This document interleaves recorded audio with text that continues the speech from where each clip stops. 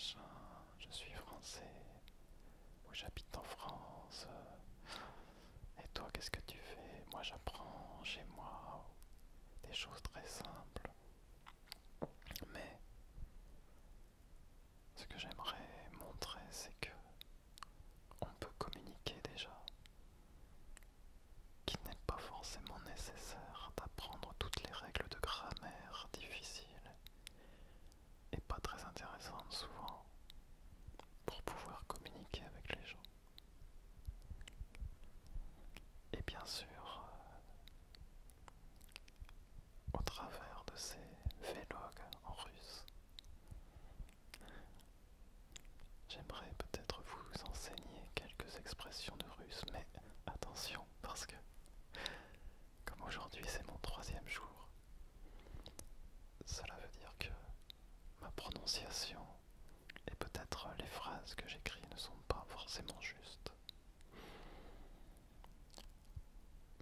Mais comme ces phrases, la plupart du temps, j'ai fait des phrases similaires avec un tuteur sur italki, comme je vous l'ai dit dans la première vidéo. Donc, elle devrait être juste. La prononciation, je sais pas. Et en parlant de ce tuteur et de mon apprentissage du russe, ce qu'il y a de dommage, c'est que je n'ai pas vraiment le temps d'apprendre autant que je le voudrais. Et ça, c'est dommage. Parce que j'aimerais bien vraiment apprendre beaucoup de mon côté et pouvoir, on va dire, utiliser entre guillemets le tuteur ou le professeur sur italki pour utiliser mes connaissances et pratiquer avec lui et apprendre de nouvelles choses. Donc moi, ce que je conseillerais en fait, ce n'est pas de commencer du jour zéro avec un tuteur, mais plutôt d'apprendre tout seul peut-être pendant au moins 15 jours et après de prendre un tuteur sur italki ou peu importe. Et avec ce tuteur de pratiquer ce que l'on sait et d'apprendre de nouvelles choses. Je pense que ça serait une méthode beaucoup plus, comment dire, efficace. Parce que ce que je peux voir, je vous raconte un peu comme c'est le vlog, et après, nous verrons quelques expressions. Euh, oui, qu'est-ce que j'allais dire? Oui, ce que je peux voir, c'est qu'en apprenant directement avec un tuteur, ce qu'il m'a appris au jour 1 par exemple, et bien au jour 2, s'il me redit comme ça, directement si j'essaye d'utiliser, je me souviens. J'ai toujours remarqué, je sais que si l'on utilise et que l'on se trompe, on se souvient très rapidement. Je sais aussi que si l'on utilise des expressions et si l'on essaye de communiquer avec quelqu'un, notre cerveau travaille beaucoup mieux que si l'on essaye de parler en classe, par exemple si on est dans une classe avec plein d'élèves, ou si on est tout seul.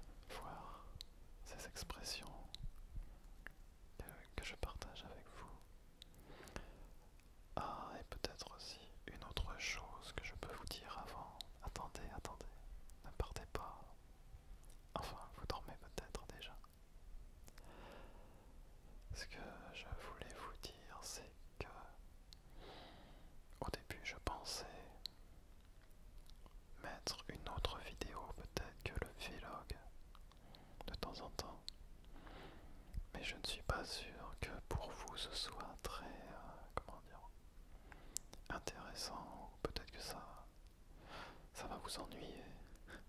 Si je mets par exemple 2 vidéos par jour, je ne sais pas quel jour, et puis pour dire la vérité aussi, je n'aurai peut-être pas le temps, donc pendant ces 10 jours de challenge, je ne vais peut-être poster que les vidéos du vlog. Mais ce que je peux vous dire, c'est que j'ai enregistré, je n'ai pas encore fait le montage ni rien,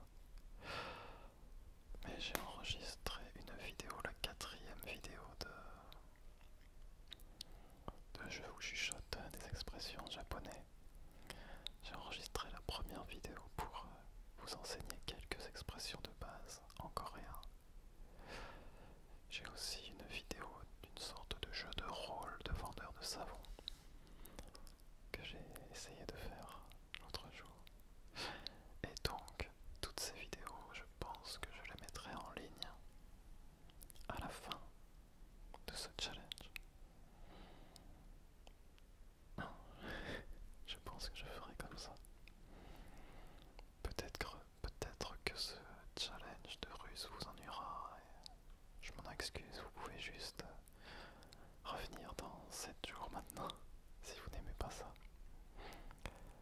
Enfin bon, j'ai lu un commentaire de quelqu'un qui disait même si tu lisais des ingrédients d'une boîte de conserve, j'aimerais voir des vidéos, quelque chose comme ça. Je ne sais pas si tu regarderas cette vidéo précisément, mais merci, ça m'a fait rire. Enfin bref, ça fait quelques minutes déjà que je parle, blablabla, blablabla, donc commençons les expressions. La première expression que je pourrais partager avec vous plutôt que vous enseigner, c'est de dire comment ça va, comment ça va. Et en russe, donc, как дела, как дела, как дела, как дела. Je pense que c'est ça. Как дела, как дела, как дела, как дела, как дела, как дела, как дела, как дела, как дела, как дела, как дела, как дела, как дела, как дела, как дела, как дела, как дела, как dela. Et donc ce cac veut dire comment, et sûrement dela, je suis pas sûr, mais ça doit faire allez, sûrement ça va, je ne suis pas sûr. Cac dela, cac dela, cac dela, cac dela,